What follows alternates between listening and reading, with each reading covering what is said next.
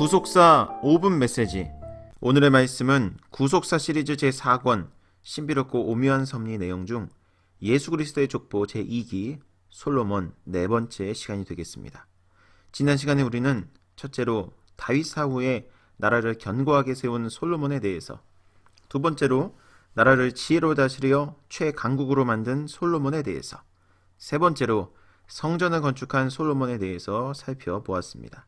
이 시간에는 네 번째로 말년의 범죄함으로 하나님께 징계를 받은 솔로몬에 대해 살펴보며 하나님의 은혜를 나누도록 하겠습니다.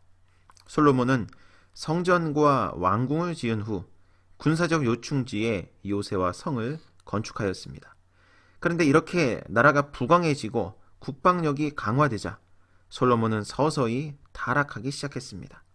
열왕기상 11장 1절 말씀 볼 때 솔로몬 왕이 바로의 딸 외에 이방의 많은 여인을 사랑하였으니 곧 모압과 암몬과 에돔과 시돈과 헷 여인이라. 여기 사랑하였으니라는 히브리어 아하브는 대체적으로 남녀 간의 성적인 관계를 의미하는 것입니다.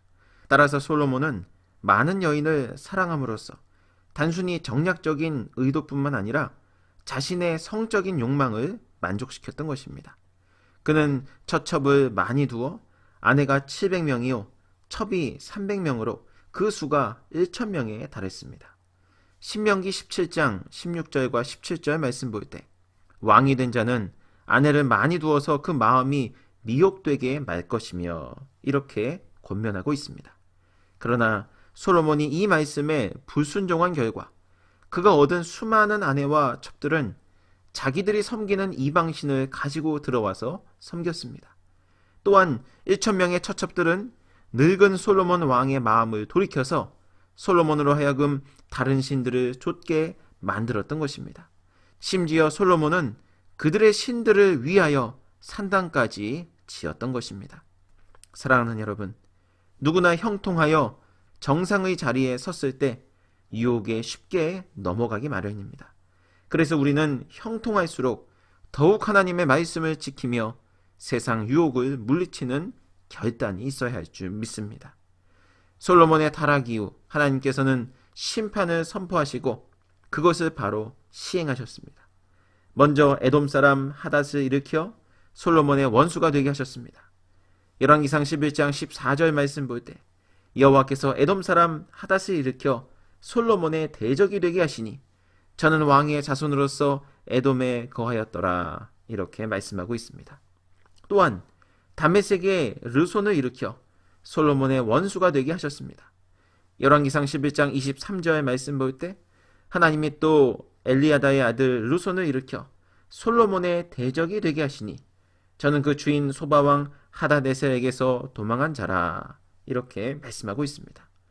그리고 더욱 큰 심판은 선지자 아이야를 통해서 여로보암에게 10지파를 주겠다고 선언하신 것입니다. 여로보암은 솔로몬이 그 소년의 부지런함을 보고 요셉 족속의 역사를 감독하는 신하로 세웠던 자입니다. 그런데 하나님께서는 솔로몬이 죽자 여로보암에게 10지파를 중심으로 북이스라엘을 건설하게 하셨고 솔로몬의 아들 르호보암에게 2지파를 중심으로 남유다를 다스리게 하셨던 것입니다. 이렇듯 솔로몬의 범죄는 개인뿐만 아니라 전 왕국의 분열과 쇠퇴를 초래하였던 것입니다. 사랑하는 성도 여러분, 솔로몬은 한때 하나님의 은혜를 받아 지혜로운 왕이었습니다. 그러나 그 받은 바 은혜를 계속 유지하지 못하여 범죄하고 결국 하나님의 심판을 받게 된 것입니다. 그렇다면 받은 바 은혜를 계속 유지하는 방법은 무엇일까요? 바로 하나님의 말씀을 순종하며 지켜 행하는 것입니다. 그래서 아버지 다윗도 마지막에 이렇게 유언했던 것입니다. 열왕기상 2장 3절 말씀 볼 때 내 하나님 여호와의 명을 지켜 그 길로 행하여 그 법률과 계명과 율례와 증거를 모세의 율법에 기록된 대로 지키라. 그리하면 내가 무엇을 하든지 어디로 가든지 형통할지라, 이렇게 말씀하고 있습니다. 사랑하는 여러분, 하나님의 말씀에 순종하는 것이 곧 민족과 교회와 가정이 평안을 얻는 길입니다. 오늘 하루도 어떠한 세상 유혹에 흔들리지 말고 하나님의 말씀에 그대로 순종하여 평안의 복을 받는 저와 여러분 모두가 되시길 주님의 이름으로 축원합니다.